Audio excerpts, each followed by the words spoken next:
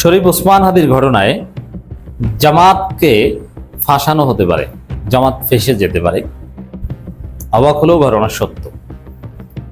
জামাতকে ফাঁসাতে নজিরবিহীন আয়োজন সম্পন্ন হয়েছে।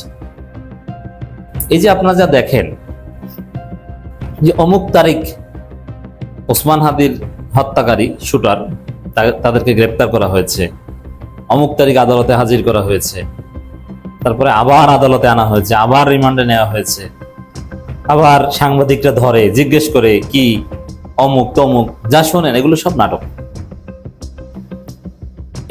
এগুলোর মাধ্যমে জামাতকে আচ্ছা মতো ফাঁসানো হবে। ফয়সালকে দিয়ে জামায়াত ইসলাম হাদিকে দুনিয়া থেকে সরিয়ে দিয়েছে। হ্যাঁ, গতকাল প্রকাশ্যে ফয়সালকে সাংবাদিকদের সামনে আনা হয়। ওইখানে থাকা শুক্রাণুর মতো কিছু সাংবাদিকরা ফয়সালকে প্রশ্ন করে, তুমি কার নির্দেশে ওসমান হাদিকে দুনিয়া থেকে সরিয়ে দিলে? তখন সাংবাদিকদের প্রশ্নের জবাবে ফয়সাল বলল, আমি তো এই কাজ করি নাই, এই কাজ মনে হয় জামায়াত বা বিএনপি করেছে। উত্তর পাওয়ার সাথে সাথে সেই সকল সাংবাদিকরা ফয়সালকে প্রশ্ন করতে থাকে, জামায়াতের কে এই কাজটা করছে? আসলে ওসমান হাদির হত্যাকারী কে? দেখেন, একটা ভিডিও দেখায় আপনাদেরকে, দেখেন।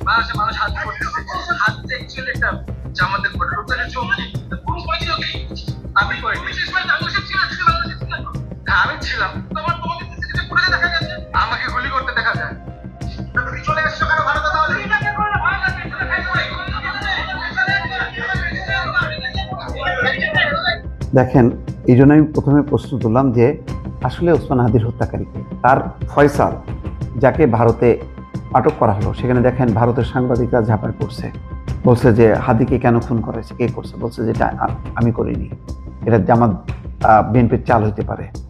আর আপনারা তো হাদি হাদি করছেন, হাদি তো জঙ্গি, সে জামাতের। এই কথাগুলির মধ্যে এখন হ্যাঁ হইতে পারে ফয়সাল বাঁচার জন্য এই কথাগুলি বলতে পারছে, কিন্তু এখানে কিন্তু তদন্তের ব্যাপার আছে। সম্ভবত ভারত তাকে আটক করেই ফেরত দিতে পারত। ভারতও বুঝতে চায় যে রিমান্ডে নিয়েছে তাকে, যে আসলে মানে ওসমান হাদির হত্যাকারীকে। এই যে ওসমান হাদিকে ঘিরে খেয়াল করেন, ফয়সালকে জামায়াত ইসলামের নাম বারবার রিপিট করা হচ্ছিল, যাতে করে ফয়সাল মুখ ফুসকে বলে দেয় জামায়াতের আমির ডক্টর শফিকুর রহমান এই নির্দেশ দিয়েছে এবং আমি তার নির্দেশে এই কাজটা করেছি। দেখেন ভাই, ফয়সালের মুখ থেকে সত্য তথ্য আপনারা জানতে পারবেন না। ফয়সাল এখন যা কিছুই বলবে সবকিছু পরিকল্পিত, শেখানো নাটক। প্রশ্ন হচ্ছে, সাংবাদিকরা কেন জামায়াত ইসলামের নাম বারবার বলছিল? সেই সকল সাংবাদিকরা কি চাচ্ছিল জামায়াত ইসলামকে ফাঁসানোর জন্য বা জামায়াত ইসলামের নেতাকর্মীকে ফাঁসানোর জন্য? নিশ্চয়ই সেই সকল সাংবাদিকরা আগে বিক্রি হয়ে গিয়েছে। ফয়সাল বিএনপির নাম বলছে, ফয়সাল জামায়াত ইসলামের নাম বলছে, তবে ফয়সাল কিন্তু ওইখানে আওয়ামী লীগের নামটা বলে নাই। আচ্ছা, যদি জামাত জড়িত থাকে তাহলে ফয়সাল কেন বলল ওসমান হাদি জামায়াতের একটা প্রোডাক্ট?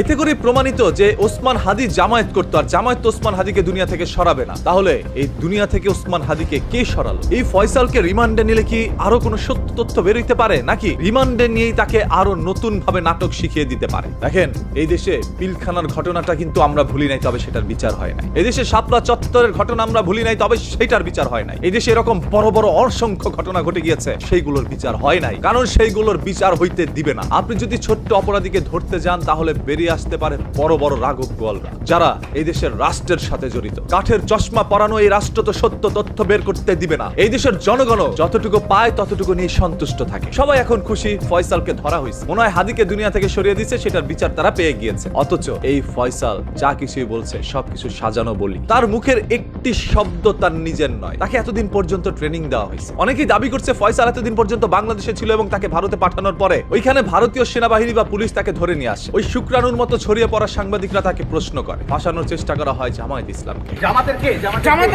ভাই? জামাতের কথা কেন বলছেন? জামাতের কে? ফয়সাল জামাতের কে? ফয়সাল জামাতের কে? জামাতের নাম বলছে, জামাতের কে যুক্ত জামাতের কে? দেখেন, আমি যেটা মনে করি, ক্ষুদ্র মাথায় ক্ষুদ্র জ্ঞানে যতটুকু ভেসে আসে, হাদিকে এই দুনিয়া থেকে সরানোর পিছনে হয়তোবা পরিকল্পিতভাবে ভারতও জড়িত থাকতে পারে। এছাড়া বাংলাদেশের বড় বড় নেতা কর্মীরাও জড়িত থাকতে পারে, যার কারণে এই ফয়সালের মুখ থেকে সেই সত্য তথ্যগুলো তারা বের হইতে দিবে না। এবং ফয়সাল যদি জড়িত থেকে নাও থাকে, তারপরও ফয়সালকেই কিন্তু শাস্তি দেওয়া হবে। আর যার কারণেই এখন পর্যন্ত সেটার বিচার করা হচ্ছে না, কারণ সত্য তথ্য বের হয়ে যদি একবার যায়, তাহলে বড় বড় নেতা কর্মীরাও ফেসে যেতে পারে। ফয়সাল জামাতের কে? ফয়সাল জামাতের কে? জামাতের নাম বলছে, জামাতের কে যুক্ত? শুক্রাণুর চাইতে দ্রুত গতিতে ছড়িয়ে পড়া এই সকল সাংবাদিক নামক কিছু সংখ্যক মানুষকে এখনই রুখে দেন, আদারওয়াইজ এরা অপরাধীকে ছায়াতলে রেখে ভালো মানুষকে ফাঁসিয়ে দিতে পারে। একজন সাংবাদিক কখনো চাটুকার হইতে পারে না, একজন সাংবাদিক কখনো সত্যকে মিথ্যা বানাইতে পারে না, একজন সাংবাদিক কখনো টাকার কাছে বিক্রি হইতে পারে না। যারা শুধু টাকার জন্য অন্যের পা চেটে দিতে পারে, তারা কখনো সাংবাদিক হইতে পারে না। যেদিন থেকে সাংবাদিকদের মধ্যে বিদ্রোহ জাগ্রত হবে, সেদিন থেকেই এই পৃথিবী, এই রাষ্ট্র সবার সামনে মাথা উঁচু করে সত্য বলবে। শুধু আমাদেরকে যদি কেউ গুলি করে মেরে ফেলে, তাকে যেন ধরে বিচার করা হয়। জামাতের কে? জামাতের কে কে ভাই? তমুক যা শোনেন, এগুলো সব নাটক। এগুলোর মাধ্যমে জামাতকে আচ্ছা মতো ফাঁসানো হবে। তবে এখানে একটু বলে নিই যে বেশি ভয় পাবেন না। জামাতকে ফাঁসানো বলতে জামাতের কোনো নেতা সুস্পষ্টভাবে সত্যিকার অর্থেই গ্রেপ্তার হবে, রিমান্ডে যাবে, বিষয়টা এরকম হবে না, অতদূর যাবে না। মিডিয়ায় জামাতকে দায়ী করে ভারত থেকে এবং দেশের মধ্যে মিডিয়া ট্রায়াল চলবে এবং মিডিয়া জামাতকে ভয়াবহভাবে বেশিং করবে।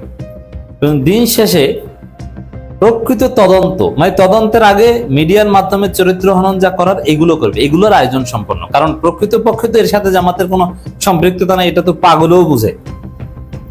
এবং তারপরও নানানভাবে ন্যারেটিভের রাজনীতিতে জামাতকে ফাঁসিয়ে ফায়দা হাসিল করার চেষ্টা করা হবে। তারপরে অনেক দিন পর যখন চার্জশিট হবে, তখন দেখা যাবে যে এখানে জামাতের কেউ না। তবে হ্যাঁ, প্রকৃত হত্যাকারীদের মুখোশ উন্মোচন হয় কিনা এটা নিয়ে সন্দেহ আছে, কারণ এমন কোনো অধরা শক্তি ওসমান হাদিকে হত্যা করেছে যাদের নাম বলার সাহস কোনো সরকারে নেই, যেটা ইউনূসেরও নেই, তারেক রহমানের হয়তো নেই। মানে ওই ডিজিএফআই বা ওই যারা আগে গুম খুন করেছে ওই পার্টি হতে পারে, ভারতের সাথে জড়িত থাকতে পারে। তো জামাতকে ফাঁসানো হবে কোন এক্সটেন্টে, এটা একটু বলি। প্রথমে রাজশাহী বিশ্ববিদ্যালয় তাহের হত্যাকাণ্ড বা এরকম বেশ কিছু হত্যাকাণ্ডের ঘটনা ঘটেছে।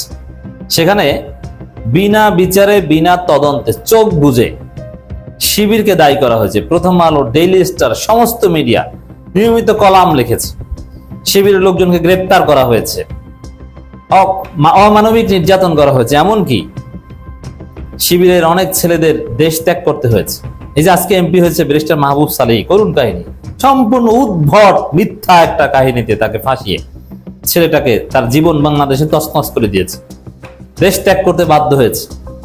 কিন্তু একটা পর্যায়ে আওয়ামী পুলিশের এই রিপোর্ট যে মাহবুব সালেহীদের কোনো সম্পর্ক ছিল না ঘটনার সাথে, ওটা অন্য একটা ঘটনা, কিন্তু অযথা। অথচ সেই প্রথম আলো বা যারা ফাঁসিয়েছে, মিডিয়া ট্রায়াল করেছে, তারা কেউ ক্ষমা চায়নি। বুঝতে পারছেন? একদম নির্দোষ, 100% নির্দোষ ছেলেদেরকে মিডিয়ার মাধ্যমে অপপ্রচার চালিয়ে তাদের জীবন তামা করে দিয়েছে। কিন্তু আল্লাহ তো সেই মজলুমদের সাথে আছেন। সে মাহবুব সালেহীরা বাংলাদেশের চাইতে আরো ভালো পড়াশোনা করেছে, ব্যারিস্টার হয়ে এসেছেন এবং আল্লাহ তাদেরকে এমপি বানিয়েছে। অথচ কি জঘন্য নির্যাতনের শিকার হতে হয়েছে। তো দর্শক, এই শরীফ ওসমান হাদির হত্যাকাণ্ডের বিষয়টা নিয়ে এরকম রাজনীতি হবে।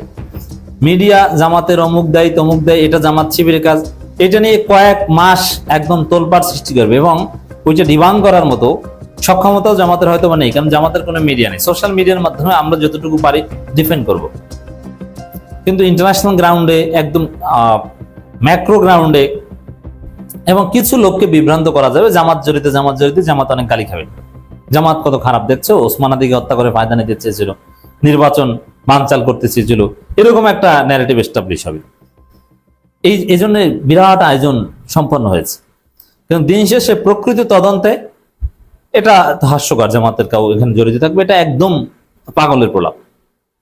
তা জামাতকে মিডিয়ার মাধ্যমে সাময়িকভাবে ফাঁসানোর আয়োজন চলছে। এভাবেই রাজনীতির নোংরা খেলা এটাই, যে জানে যে ওকে ফাঁসানো যাবে না, কিন্তু মিডিয়ার মাধ্যমে যতদিন ওকে ফাঁসানো যায়। এই যে শিবির রক কাটে, জাস্ট মিডিয়ার মাধ্যমে শিবিরকে কম ক্ষতি করা হয়েছে, বা অনেক মানুষ কিন্তু আসলে বিশ্বাস করে শিবির রক কাটে, কিন্তু এটা কি, এটা পুরোটাই একটা মিথ্যা এবং মিডিয়ার ন্যারেটিভ পলিটিক্স। বাস্তবতার সাথে এর কোনো সম্পর্ক নেই। কোথাও কোনো রক কাটা মামলায় শিবির দোষী সাব্যস্ত হয়নি। এখন তো আমরা দেখি রক কাটে বিএনপি, যাতে জামাত শিবির দোষী সাব্যস্ত হয় জন্য। আর এই কনসেপ্টটাই একটা ভুয়ো কথা যে কারো রক কাটা, এটা এইভাবে কাউকে আক্রমণ করা হয় না, এটা বাস্তবতার সাথেও যায় না।